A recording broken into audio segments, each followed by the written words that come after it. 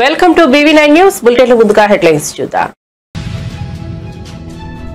Welcome to top headlines. Telangana ముఖ్యమంత్రి రేవంత్ రెడ్డి వికారాబాద్ జిల్లాలో పర్యటించారు. దుద్యాల మండలం పోలేపల్లిలోని రేణుక ఎల్లమ్మ అమ్మవారిని దర్శించుకున్నారు.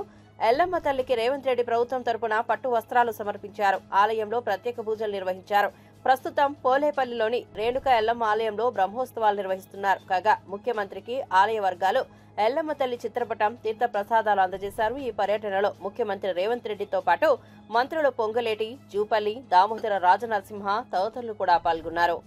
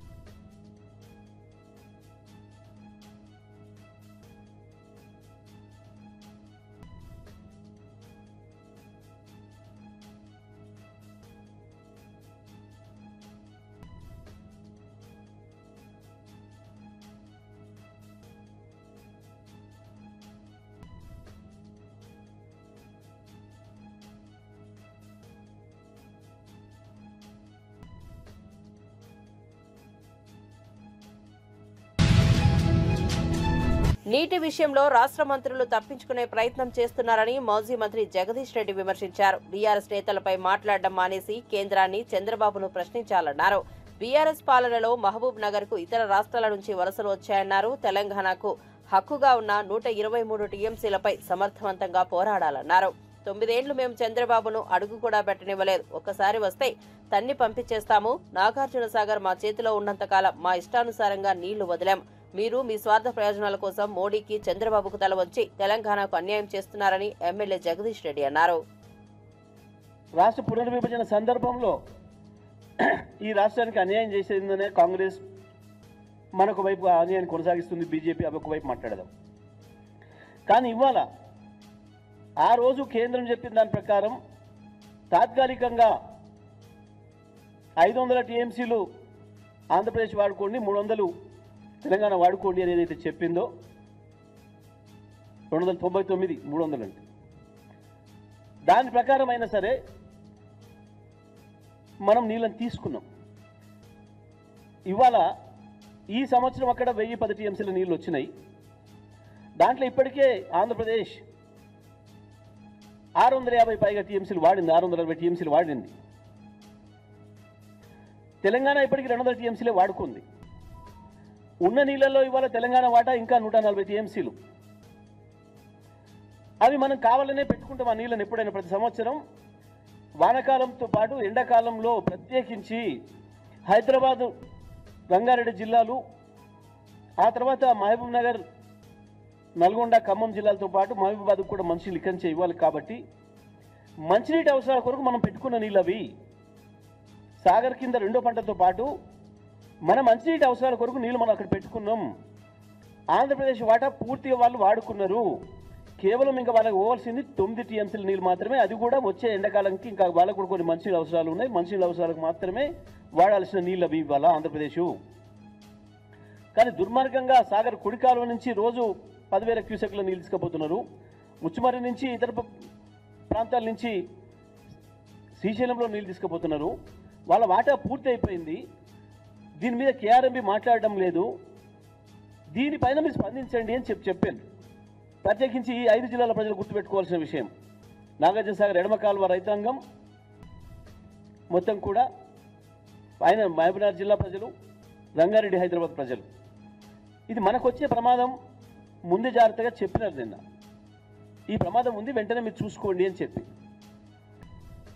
కానీ మంత్రి దాని మీద మాట్లాడకుండా, ఒక బాధ్యత లేకుండా, సోయి లేకుండా ఒక చెత్త మాటలు,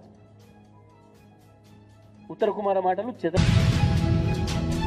దళిత బంధు సాధన సమితి ఆధ్వర్యంలో 2వ విడత దళిత బంధు అందని బాధితులు ఎమ్మెల్సీ కల్వకుంట్ల కవితను కలిశారు. నల్గొండ మాజీ కంచెల భూపాల్ రెడ్డితో కలిసి హైదరాబాద్లోని ఆమె నివాసానికి వెళ్లి గోడు ఒల్లబోసుకున్నారు. ఈ సందర్భంగా ఎమ్మెల్సీ కవిత మాట్లాడుతూ కాంగ్రెస్ పార్టీ దళితులకు తీవ్ర దోహం చేస్తోందన్నారు.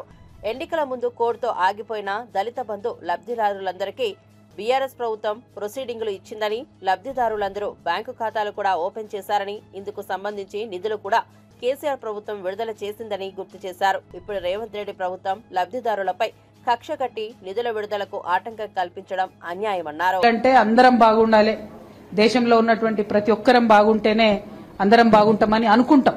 చాలా ఎన్నో ఆశయాలు ఉంటాయి, ఎన్నో ఉంటాయి. కానీ ఆ ఆశయాలను, ఆకాంక్షలను గుర్తించి దళితులకు ఈ దేశంలో ఖచ్చితంగా 15% రిజర్వేషన్ ఉంటేనే నా అన్నదమ్ములకు సమాజంలో గౌరవం ఉంటుందని మన అందరినీ కూడా మన తలరాతలను మార్చినటువంటి మహనీయుడు అంబేద్కర్ గారి దయతోని ఇవాళ భారతదేశంలో సమాజంలో కలిసి మొత్తం దళితులంతా కూడా నడవగలుగుతున్నటువంటి పరిస్థితి ఉన్నది. నిజంగా ఒక్కొక్కసారి ఆలోచిస్తే అంబేద్కరే లేకుంటే మన పరిస్థితి ఎట్లున్నాయని ఆలోచిస్తే ఎంత బాధగా ఉంటుంది. కేవలం దళితులకే కాదు, ఆయన అందరికీ ఆత్మబంధువే. మా ఆడబిడ్డలకు, బహుజనులకు, బీసీలకు ప్రతి ఒక్కరికి కూడా ఆత్మబంధువే అంబేద్కర్. అందుకే ఆయన అంటే మనందరికి అంత ప్రేమ. ఇన్ని ఏండ్లైనా, ఇన్ని సంవత్సరాలైనా కూడా ఇంత ప్రేమ గురిపిస్తూ ఉంటాం. మరి కేసీఆర్ గారు అటువంటి మహనీయులందరినీ కూడా చూసి మానవత్వాన్ని ఎట్లా ప్రదర్శించాలి, ఒకవేళ మనం ఏలుబడి చేసేటటువంటి రోజు వస్తే ఆలోచన పెద్దగా ఉండాలి కానీ చూపు చిన్నవాడి వైపు ఉండాలి అని చెప్పి ఆచరించి చూపించినటువంటి వ్యక్తి కేసీఆర్ గారు. ఆలోచన గొప్పగా ఉండాలి, పెద్ద పనులు చేయాలన్న ఆలోచన ఉండాలి. కానీ చేసే ప్రతి పనిలో అట్టడుగున ఉన్నటువంటి వారిని వేలు పట్టుకొని నడిపించుకొని తీసుకుపోవాలి అనేటటువంటి ఆలోచన కేసీఆర్ గారు చేసింది. మాకెప్పుడు నిత్యం ఎన్నిసార్లు కలిసినా, ఎన్నిసార్లు మాట్లాడినా కేసీఆర్ గారు మేమెవ్వరం నాయకులం కలిసినా, ఈశ్వరన్నకు తెలుసు, సీనన్నకు తెలుసు, మా నారాయణ తమ్ముడికి, చంద్రవతి గారికి అందరికీ తెలుసు, ఎప్పుడు కలిసినా కేసీఆర్ గారు ఒకటే మాట చెప్తారు, మనిషి అనేటోడు 1000 ఏళ్లు బతకడానికి పుట్టలేదు. మనిషి అనేవాడు 1000 ఏళ్లు బతకడానికి పుట్టలేదు. పుట్టి ఇక్కడ ఉన్నటువంటి కొన్ని రోజులల్లా బక్కపలసనోని కోసం పనిచేయాలి, పేద సాధ కోసం పనిచేయాలి, అనగారినోని కోసం పనిచేయాలి అని చెప్పి నిరంతరం చెప్తా ఉంటారు తప్పితే ఇంకొక మాట చెప్పరు. మరి అటువంటి ఆలోచన విధానం నుంచి, దళితుని ధనవంతుని చేయాలి అనేటటువంటి ఆలోచన విధానం నుంచి పుట్టిందే ఈ యొక్క దళిత బంధు పథకం తప్పితే ఏదో రాజకీయాల కోసమో, ఓట్ల కోసమో, ఇంకో దానికోసమో కాదు. ఎందుకంటే బీఆర్ఎస్ పార్టీ ఎప్పుడైనా కూడా వచ్చే తరం గురించి ఆలోచిస్తుంది, నెక్స్ట్ జనరేషన్ గురించి ఆలోచిస్తుంది. ఏపీలోని మిర్చి రైతులను ఆదుకోవాలని కేంద్ర వ్యవసాయ శాఖ మంత్రి శివరాజ్ సింగ్ చౌహాన్ ను కోరామని కేంద్ర మంత్రి కింజరపు రామ్మోహన్ నాయుడు తెలిపారు. మిర్చికి 11,600కు పైగా మద్దతు ధర ఇవ్వాలని కేంద్రాన్ని విజ్ఞప్తి చేశామన్నారు. ఢిల్లీలో కేంద్ర వ్యవసాయ శాఖ ఆధ్వర్యంలో జరిగిన కీలక సమావేశం అనంతరం మీడియాతో ఆయన మాట్లాడారు. ఆ మీటింగ్కి వర్చువల్లో కూడా ఆయన అటెండ్ అయ్యి మరికొన్ని విషయాల మీద చంద్రబాబు నాయుడు గారు కూడా రాష్ట్రం తరపున, మిర్చి రైతుల తరపున ఉన్నటువంటి సమస్యలు ప్రస్తావిస్తే అది ఖచ్చితంగా ఇమీడియట్గా టాప్ ప్రయారిటీ మీద తీసుకొని అవన్నీ కూడా సెటిల్ చేస్తామని చెప్పి కూడా ఆయన హామీ ఇవ్వడం జరిగింది. వేరేగా ఒక మీటింగ్ ఈ రోజు పెడతామని చెప్పి ఇచ్చినటువంటి హామీ ప్రకారం ఈ రోజు ఒక మీటింగ్ పెట్టుకున్నాం. అగ్రికల్చర్ మినిస్ట్రీ తాలూకు అధికారులు, నేను కూడా అటెండ్ అయ్యాను. రాష్ట్రం తరపున అచ్చెన్నాయుడు గారు అలాగే అక్కడ ఉన్నటువంటి అగ్రికల్చర్ టీం అందరూ కూడా అటెండ్ అయ్యి మళ్ళీ ఆ సమస్యల మీద ప్రత్యేకంగా చర్చించడం కూడా జరిగింది. అందులో ముఖ్యంగా ప్రొక్యూర్మెంట్కి సంబంధించి, ఎందుకనంటే ఇది ఇమీడియట్గా స్టార్ట్ అవ్వాలనే ఆలోచనతో చంద్రబాబు నాయుడు గారు నేను రిక్వెస్ట్ చేశారు. మరి దాన్ని సీరియస్గా తీసుకొని కేంద్ర ప్రభుత్వం అలాగే మంత్రి గారు కూడా దాన్ని ఇమీడియట్గా చేయిస్తామని చెప్పి హామీ ఇచ్చారు. వీలైనంత త్వరగా కేంద్రం నుంచి కూడా డిఫరెన్స్ ఆఫ్ ప్రైస్ ఏదైతే ఉందో దాన్ని పే చేయడానికి ఏదైతే 25% వరకు వాళ్ళకి MIS minimum market intervention scheme ద్వారా ఉందో దాన్ని పొడిగిస్తూ 75% వరకు కూడా కమిటీ ఆఫ్ మినిస్టర్స్ ద్వారా అప్రూవల్ తీసుకొని 75% వరకు కూడా చేస్తామని చెప్పి స్పష్టంగా హామీ కూడా ఇవ్వడం జరిగింది. అయితే ప్రైస్ దీనికి తీసుకోవడానికి కింటా తాలూకా ప్రైస్ రాష్ట్రం తరపున మనం క్యాల్కులేట్ చేసింది కాస్ట్ ఆఫ్ ప్రొడక్షన్ కానీ లేబర్ కాస్ట్స్ కానీ ప్రాక్టికల్గా గ్రౌండ్ లెవెల్లో రైతులు ఎంత పెడుతున్నారో దాన్ని అంతటిని కూడా క్యాల్కులేట్ చేసి సుమారు 11,600 రూపాయలు ఇస్తే మరి వీళ్ళ తరపున 10,000 చిలుకల వరకే ఇవ్వడం జరిగింది. సో దాన్ని కూడా గట్టిగా రిప్రజెంట్ చేశాం. ఎట్టి పరిస్థితుల్లో క్వింటా తాలూకా ప్రైస్ ఏదైతే దీనికోసం క్యాల్కులేషన్కి యూజ్ చేస్తున్నామో అది పెంచాలి. 11,600 అయినా దానికంటే ఇంకెక్కువ వస్తే ఎక్కువైనా సరే పెట్టాలని చెప్పాం. ఐకార్కి సంబంధించినటువంటి అధికారులు కూడా పిలిచారు. వాళ్ళకు కూడా స్పష్టంగా ఇన్స్ట్రక్షన్స్ కూడా మరి మినిస్టర్ గారు ఇచ్చారు. ఎట్టి పరిస్థితుల్లో ఆ ప్రైస్ని కూడా ఇంప్రూవ్ చేయాలని. సో అది కూడా చాలా పాజిటివ్గా ఉందని కూడా ఈ సందర్భంగా తెలియజేస్తున్నాం. అలాగే మూడో పాయింట్ నిన్న కూడా ప్రస్తావనలోకి వచ్చింది. ఎక్స్పోర్ట్స్ గతంలో జరిగినటువంటి విధంగా ఈరోజు జరగట్లేదు. దానికి ఇంటర్నేషనల్ జియోపొలిటికల్ ఇష్యూస్ కొన్ని ఉన్నాయి. అయినప్పటికీ కూడా ఎక్స్పోర్ట్స్ని మళ్ళీ మనం ఎలా ప్రోత్సహించాలి అనే ఆలోచనతో దాని మీద కూడా కొన్ని నిర్ణయాలు చర్చలో వచ్చాయి. ఆ నిర్ణయాలని ఏ రకంగా అమలులోకి తీసుకొని రావాలన్న దాని మీద రాష్ట్రంలోనే ఎక్స్పోర్ట్స్కి సంబంధించి ఎక్స్పోర్టర్స్, దీనికి ఈ యొక్క చిల్లీ ఫీల్డ్కి సంబంధించిన ఎక్స్పోర్టర్స్ కానీ FPOs కానీ రైతులు కానీ అందరినీ కూడా కూర్చొని పెట్టి వాళ్ళ ద్వారానే సమస్యలు ఏమున్నాయో తెలుసుకొని దానికి హెల్ప్ చేసే విధంగా చర్యలు తీసుకోవాలని ఒక నిర్ణయం తీసుకున్నాం. మిర్చి రైతులతో ఒక ప్రత్యేక మీటింగ్ ఎక్స్పోర్టర్స్తో కూడా పెట్టి దీనికి ఉన్నటువంటి సమస్యలు ఇప్పుడు ఇమీడియట్గా ఎక్స్పోర్ట్స్ పెంచడానికి ఏంటి, లాంగ్ టర్మ్లో కూడా మిర్చి రైతుల తాలూకా ఆదాయం పెరిగే విధంగా ఎక్స్పోర్ట్స్ని ఏ రకంగా మనం ఇంటర్నేషనల్ మార్కెట్కి లింక్ చేయాలి, ఈ రెండింటి మీద కూడా ఒక సదస్సు అక్కడ పెట్టి దాని ద్వారా వచ్చినటువంటి సజెషన్స్ ఏవైతే ఉంటాయో దాన్ని కూడా మనం అమలు. కాంగ్రెస్ ప్రభుత్వం కేంద్ర మంత్రి బండి సంజయ్ కుమార్ మరోసారి తీవ్ర స్థాయిలో ఆరోపణలు చేస్తున్నారు. ఉచితంగా LRS చేస్తామని ఇప్పుడు డబ్బులు వసూలు చేస్తున్నారా అంటూ ప్రశ్నించారు. LRS పేరుతో 50,000 కోట్ల దోపిడీకి స్కెచ్ వేశారంటూ సంచలన ఆరోపణలు చేశారు. దమ్ముంటే కేంద్ర బడ్జెట్ మీద బహిరంగ చర్చకు రావాలని బండి సంజయ్ సవాల్ విసిరారు. ఈ మేరకు ఉచితంగా LRS చేస్తామని గత ఎన్నికల్లో కాంగ్రెస్ ఇచ్చిన హామీ వీడియోలను బండి సంజయ్ విడుదల చేశారు. కాబట్టి భారతీయ జనతా పార్టీకి ఓటేసి గెలిపిస్తామని చెప్పి ఒక నిర్ణయానికి ఆల్రెడీ వచ్చారు. ఎందుకంటే బీఆర్ఎస్ పార్టీ పోటీ చేద్దామంటే అభ్యర్థులు కరువయ్యారు.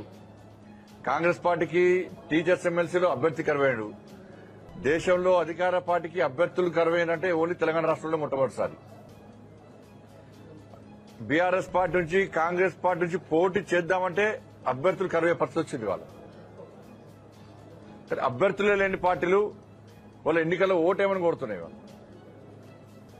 ప్రజా వ్యతిరేకత ఉందన్న విషయాన్ని తెలుసుకునే ఇలా కాంగ్రెస్ పార్టీ నుంచి పోటీ చేయడానికి, బీఆర్ఎస్ పార్టీ నుంచి పోటీ చేయడానికి ఎవరు ముందుకు రాకపోవడాన్ని మనం గమనించాల్సిన అవసరం ఉండేది. ఎందుకంటే అన్ని వర్గాలు కూడా కాంగ్రెస్ పార్టీ మీద ఆగ్రహంతో ఉన్నాయి, నిరాశతో ఉన్నాయి. ఇవాళ ఉద్యోగులకు సంబంధించి కనీసం ఏ ఒక్క సమస్య కూడా పరిష్కరించే దాఖలాలు లేవు. 100 రోజుల పాటు ఉద్యోగ ఉపాధ్యాయ వర్గాల యొక్క సమస్యను పరిష్కరిస్తాం, కేసీఆర్ ఇది చేసిండు అది చేసిండు కాబట్టి మేము చేస్తే ఇంకా ఇది చేస్తామని చెప్పి ఇవాళ ప్రగల్భాలు వాళ్ళకి ఇవాళ 14 నెలల కనీసం వాళ్ళ సమస్యలు పట్టించుకునే దాఖలాలు కాంగ్రెస్ పార్టీ ప్రభుత్వం. ఇలా 2023 నుంచి PRC కోసం ఎదురుస్తున్నారు. ఆ కమిటీ లేదు, కమిటీ సమావేశం లేదు, అతిగతి లేకుండా అయిపోయింది. కేంద్ర ప్రభుత్వము యథావిధిగా DL ఇస్తున్నది. దాంతోపాటు సమానంగా రాష్ట్ర ప్రభుత్వం ఇవ్వాల్సిన DL ఇవ్వకపోవడం వల్ల ఇప్పటికీ 5 DL ఇవ్వాలి. 5 DL లేవు. GPF పైసలు కూడా వాడుకునే పరిస్థితి లేదు. గ్రాడ్యుటీ పైసలు కూడా వాడుకునే పరిస్థితి లేదు.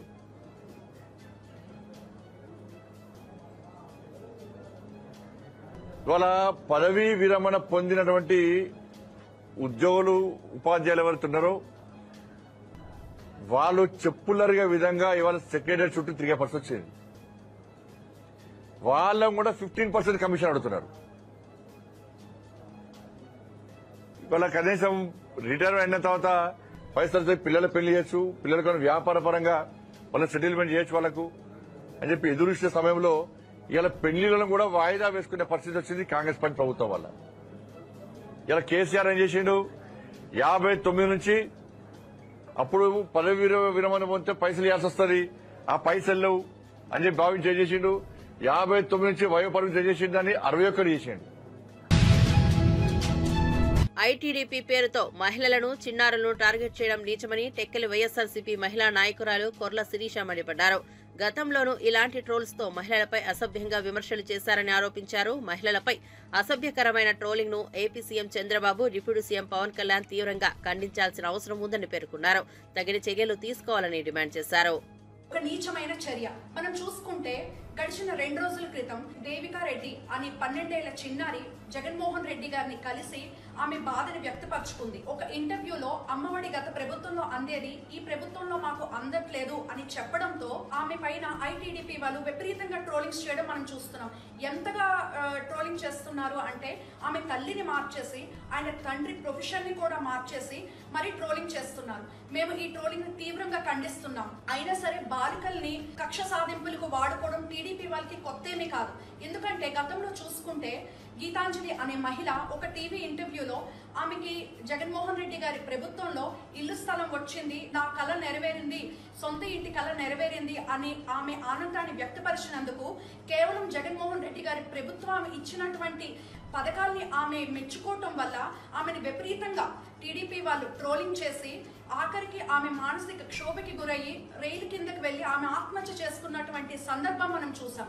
అలాగే మేఘన అనే చిన్నారి 10th క్లాస్ చదువుతున్న అమ్మాయి అనర్గళంగా ఇంగ్లీష్ మాట్లాడుతూ ఉండటం మనం చూసాం. అలాగే ఒక ఇంటర్వ్యూలో ఆమె చెప్పడం జరిగింది, జగన్మోహన్ రెడ్డి గారి ప్రభుత్వంలో ఉన్నతమైన చదువు అలాగే ఇంగ్లీష్ మీడియం చదువుని అందిస్తున్నారు, అందుకు మేము ఇంత బాగా ఇంగ్లీష్ మాట్లాడుతున్నామని చెప్పడంతో ఆమె పైన కూడా విపరీతంగా ట్రోలింగ్ చేస్తూ విషం చిమ్మటం మనం చూసాం.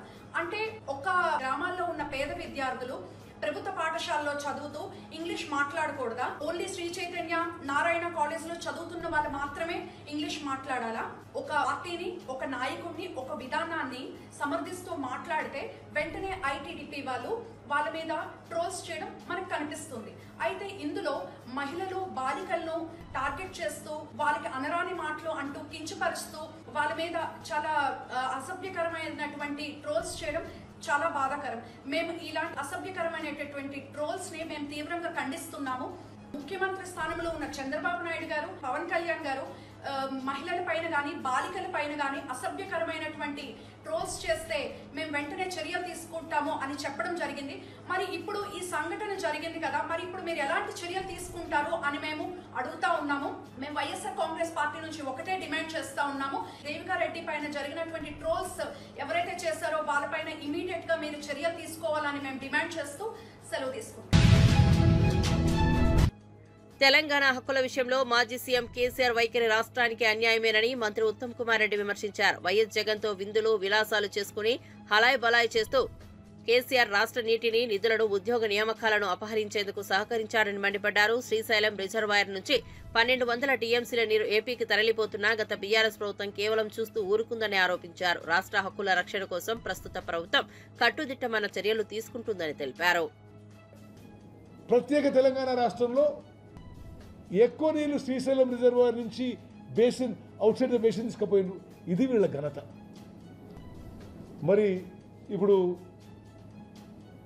వెంకటరెడ్డి గారు నాకు గుర్తు చేస్తున్నారు, ఎస్ఎల్బిసి టనల్ వర్క్స్ పూర్తిగా దాన్ని పడబెట్టిన వర్క్స్ మొత్తం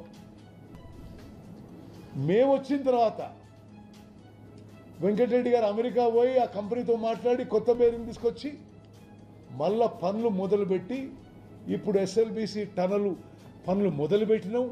కృష్ణానదీ జలాలు శ్రీశైలం కిందిని తీసుకోవడానికి 30 టీఎంసీలు తీసుకోవడానికి 3 లక్షల ఎకరాలు మరి fluoride affected tribal areas backward place of నల్గొండకి ఎస్ఎల్బిసి టనలు పనులు మొదలుపెట్టినాం. 100% మా హయాంలో ఎస్ఎల్బిసి టన్నులు పూర్తి చేస్తాము, అది నేను హామీ ఇస్తున్నా. Next slide. అదేవిధంగా వీళ్ళు ఎంత గొప్పగా పరిపాలించిందంటే 10 ఏళ్ల అధికారంలో ఉండి 1.81 lakh crores ఖర్చు పెట్టి 10 ఏళ్ల అధికారంలో ఉండి 1.8 lakh crores ఖర్చు పెట్టి వాళ్ళు అడిగిందే 299 టీఎంసీ తెలంగాణకి. ఏ సంవత్సరం కూడా 199 టీఎంసీల కంటే ఎక్కువ వాడలేదు. అంటే ఎంత దుర్మార్గంగా, ఎంత తెలంగాణకు అన్యాయం జరిగిందో వాళ్ళ హయాంలో ఈ ఫిగర్ నుంచి తెలుస్తుంది. నెక్స్ట్,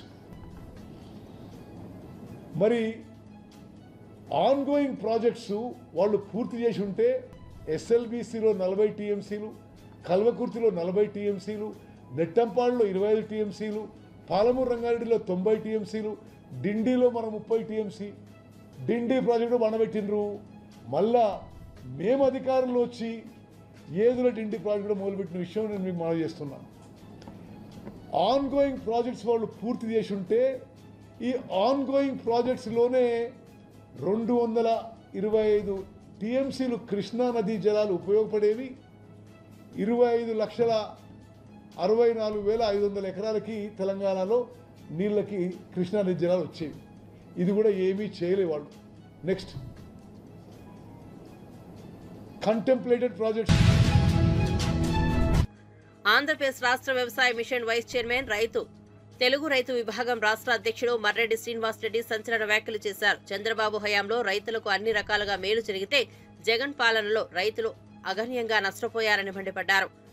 అమరావతిలోని ఎన్టీఆర్ భవన్ నుంచి మీడియాతో మాట్లాడుతూ చంద్రన్న రైతులకు భరోసాగా నిలిచితే జగన్ పాలన రైతులను సంక్షోభంలోకి నెట్టిందని తీవ్ర విమర్శలు చేశారు. వైసీపీ పాలనలో రైతులు కష్టాల్లో పడిపోయినా మద్దతు ధరల సమస్యలపై ప్రభుత్వం పట్టించుకోలేదని ఆరోపించారు. ఈరోజు రాష్ట్ర ప్రభుత్వం వ్యవసాయం పట్ల బాధ్యత తీసుకొని ఏ విధంగా కృషి చేస్తుందో రాష్ట్ర ప్రజానీకమంతా గమనిస్తూ ఉన్నారు. జగన్మోహన్ రెడ్డి గారు లేనిపోయినటువంటి ప్రచారాల్ని, అబద్ధాలని దుర్మార్గంగా ప్రచారం చేసి తిరిగి లబ్ధి పొందాలి అనేటువంటి ఆలోచన. కష్టాల్లో ఉన్నటువంటి ప్రజానీకానికి ధైర్యం చెప్పాలి, లేదా బాధ్యత కలిగినటువంటి రాజకీయ నాయకుడిగా ప్రభుత్వానికి తన దగ్గర ఏమైనా సలహాలు సూచనలు ఉంటే చెప్పాలి. దానికి బదులుగా విధ్వంసం వైపు, ఒక భయానక వాతావరణాన్ని సృష్టించే వైపు ఆలోచనలు, అడుగులు వేస్తూ ఉన్నాడు. ఈరోజు ప్రభుత్వం వ్యవసాయాన్ని నిలబెట్టాలి, వ్యవసాయం నిలిస్తేనే, రైతు గెలిస్తేనే ఈ సమాజం అభివృద్ధి ఉంటుంది అనేటువంటి ఆలోచనతో ఉన్నటువంటి చంద్రబాబు నాయుడు గారు అధికారంలోకి వచ్చినటువంటి 8 మాసాల్లో తీసుకున్నటువంటి చర్యలు అందరికీ స్పష్టంగా కనపడతా ఉన్నాయి. ఈయన ఇప్పుడే కొత్తగా బజార్కు వచ్చినట్టు, ఈ కష్టాలు చూసి చెల్లించిపోయినట్టు, గతంలో తను ముఖ్యమంత్రిగా ఉన్నటువంటి కాలంలో రైతులు పడినటువంటి కష్టాలు రైతులందరూ మర్చిపోయినట్టు, మర్చిపోవాలన్నట్టు ఒక భ్రమణ కల్పించేటువంటి ఆలోచన చేస్తూ ఉన్నాడు. గత 5 సంవత్సరాలు 2019 నుండి 2024 వరకు గౌరవ జగన్మోహన్ రెడ్డి గారు మీరు ముఖ్యమంత్రిగా ఉన్నప్పుడు వ్యవసాయం పట్ల, రైతుల పట్ల మీ ప్రభుత్వం వ్యవహరించిన తీరు, మీరు వ్యవహరించిన తీరు ఒక్కసారి మననం చేసుకోండి, ఒక్కసారి గుర్తు తెచ్చుకోండి. ఈ రాష్ట్రంలో వ్యవసాయ రంగాన్ని ఏ విధంగా దివాళా తీయించేటువంటి కార్యక్రమాలు చేసుకున్నావు, ఆనాటికి అమల్లో ఉన్నటువంటి పథకాలను ఏ విధంగా అటకెక్కించావు, ఆర్బీకే కేంద్రాలు అనేటువంటి రైతు భక్షక కేంద్రాలను సృష్టించి గ్రామ సీమల్లో రక్తాన్ని చెమటగా మార్చి పంట పండించినటువంటి రైతాంగాన్ని దోచుకోవడానికి నీ దోపిడీ ముఠాలని ఆయా ప్రాంతాల్లో నియమించుకొని నీ తాడేపల్లి రాజప్రసాదానికి. కాంగ్రెస్ ఇచ్చిన అన్ని హామీలు మోసమేనా అన్న అనుమానాలు కలుగుతున్నాయని కేంద్ర మంత్రి కిషన్ రెడ్డి అన్నారు. మెదక్లో నిర్వహించిన మీడియా సమావేశంలో ఆయన మాట్లాడారు. అశోక్ నగర్ లో రాహుల్ గాంధీ, రేవంత్ రెడ్డి నిరుద్యోగులకు హామీ ఇచ్చారు. 14 నెలలైనా వారి గురించి కానీ, జాబ్ క్యాలెండర్ గురించి కానీ పట్టించుకోవడం లేదు. తెలంగాణ ఆర్థిక పరిస్థితి దివాలా తీసింది. ఉద్యోగులకు జీతాలు, రిటైర్మెంట్ బెనిఫిట్స్, డిఏలు ఇవ్వలేని పరిస్థితి ఉంది. మిగులు బడ్జెట్ గా ఉన్న రాష్ట్రాన్ని బీఆర్ఎస్ అప్పుల కుప్పగా మార్చింది. మారింది కాంగ్రెస్ పార్టీ, ముఖ్యమంత్రి కానీ తెలంగాణ పరిస్థితి మారలేదు. బంగారు తెలంగాణ అంటూ కేసీఆర్ ఆయన కుటుంబాన్ని బంగారు కుటుంబంగా మార్చుకున్నారని, నేడు రేవంత్ కూడా కేసీఆర్ లానే వ్యవహరిస్తున్నారని కేంద్ర మంత్రి విమర్శించారు. తెలంగాణ ఉద్యమకారులకు ఆకాంక్షలకు అనుగుణంగా, తెలంగాణ ప్రజల యొక్క సంక్షేమానికి అనుకూలంగా, తెలంగాణ యొక్క సమగ్రమైనటువంటి అభివృద్ధికి ఈరోజు భారతీయ జనతా పార్టీయే రావాల్సినటువంటి అవసరం ఉంది. దేశంలో ఎక్కడెక్కడైతే డబుల్ ఇంజన్ సర్కార్ ఉందో, దేశంలో ఎక్కడెక్కడైతే ఈరోజు భారతీయ జనతా పార్టీ రాష్ట్ర ప్రభుత్వాలు ఉన్నాయో అక్కడ అభివృద్ధి చాలా వేగవంతంగా జరుగుతూ ఉంది. కర్ణాటక తీసుకున్నా, హిమాచల్ ప్రదేశ్ తీసుకున్నా, తెలంగాణ తీసుకున్నా, కాంగ్రెస్ పార్టీ రాష్ట్రాలకు మరి ఏ రకంగా ఈరోజు అవినీతి చాలా స్పష్టంగా అక్కడ పెద్దపీట వేశారు అవినీతికి కాంగ్రెస్ పార్టీ. హిమాచల్ ప్రదేశ్లో కూడా ప్రభుత్వ కార్యాలయాలకు కరెంటు బిల్లులు కట్టలేక ఈరోజు డిస్కనెక్ట్ అవుతున్నటువంటి పరిస్థితి, ఉద్యోగస్తులకు జీతాలు ఇవ్వలేనటువంటి పరిస్థితి హిమాచల్ ప్రదేశ్లో ఉంది. కర్ణాటకలో కూడా ఇచ్చినటువంటి 5 గ్యారంటీలు అమలు చేయలేకుండా ప్రభుత్వాలు చేతులెత్తేసినటువంటి పరిస్థితి కనిపిస్తూ ఉంది, తెలంగాణ లాగానే. కాబట్టి ఈరోజు భారతీయ జనతా పార్టీ ఎక్కడెక్కడుందో, అది ఉత్తరప్రదేశ్ తీసుకున్నా, మధ్యప్రదేశ్ తీసుకున్నా, మహారాష్ట్ర తీసుకున్నా, రాజస్థాన్ తీసుకున్నా, ఛత్తీస్గఢ్ తీసుకున్నా, ఒక డబుల్ ఇంజన్ సర్కారు ఉన్నటువంటి రాష్ట్రాలలో చాలా అద్భుతమైనటువంటి ఒక మంచి పరిపాలన అందిస్తూ ఉన్నారు. అందుకే తెలంగాణ రాష్ట్రంలో కూడా తెలంగాణ ప్రజల ఆకాంక్షలకు అనుగుణంగా పరిపాలన రావాలంటే ఇక్కడ కూడా డబుల్ ఇంజన్ సర్కార్ రావాలి. దానికి మొన్న జరిగినటువంటి పార్లమెంట్ ఎన్నికల్లో తెలంగాణ ప్రజలు 8 స్థానాలలో బీజేపీని గెలిపించారు.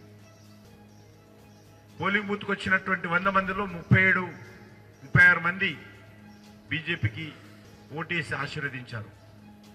కాబట్టి రానున్న రోజుల్లో మరి ఈ యొక్క ఎన్నికల ద్వారా కూడా మరింత మద్దతు భారతీయ జనతా పార్టీకి ఇచ్చినట్లయితే రానున్న రోజుల్లో తెలంగాణలో సిపి నేత సజ్జల రామకృష్ణారెడ్డి కుటుంబ సభ్యుల ఎస్టేట్ భూములపై అధికారుల బృందం సర్వే చేపట్టింది. ప్రభుత్వ అటవీ శాఖ భూములను ఆక్రమించారనే అభియోగాలపై సమగ్ర సర్వే నిర్వహించారు. వైఎస్ఆర్ జిల్లా సీకేదిన్నె మండలంలో చిత్తూరు, కర్నూలు జాతీయ రహదారి పక్కన ఉన్న భూముల్లో రెవెన్యూ, అటవీ శాఖ, ల్యాండ్ సర్వేయర్ల బృందాలు సర్వే చేపట్టాయి.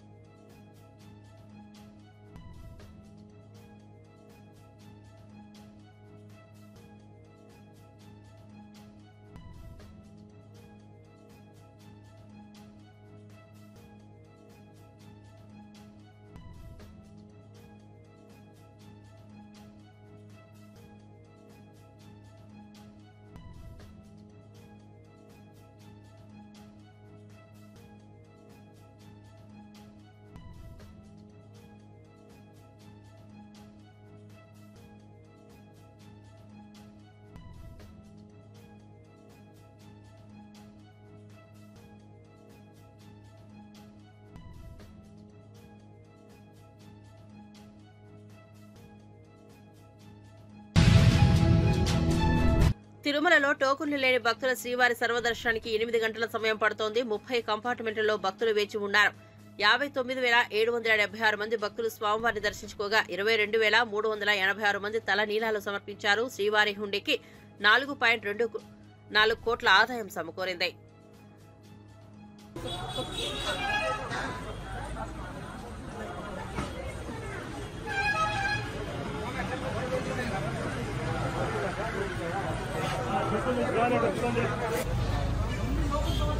రామన్న నన్ను గమనించా